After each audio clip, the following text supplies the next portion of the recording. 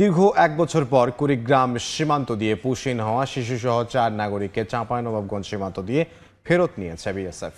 বিকেলে সোনা মসজিদ স্থলবন্দর ইমিগ্রেশন দিয়ে তাদের বিএসএফ এর কাছে হস্তান্তর করা হয়।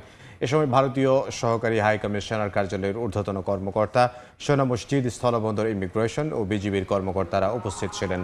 দীর্ঘ ১ বছর পর নিজ দেশে ফিরে যেতে পেরে উচ্ছ্বাস প্রকাশ করেন বাংলাদেশে পুশিনের শিকার ওই ৪ ভারতীয় নাগরিক। এ সময় তারা নিজ দেশে ফিরে যেতে পেরে দুই দেশের সরকারের প্রতি কৃতজ্ঞতা প্রকাশ করেন। ভারতে ফেরত ৪ নাগরিকের মধ্যে একজন করে শিশু, কিশোর, নারী ও যুবক। এর আগে গত বছরের জুনে কুড়িগ্রাম সীমান্ত দিয়ে এই ৪ জন সহ মোট ৬ জনকে পুশিন করে বিএসএফ। পরে আদালতের নির্দেশে গত বছরের ৫ ডিসেম্বর সোনালী বেগম ও তার ছেলেকে ফেরত নেয় ভারতীয় কর্তৃপক্ষ।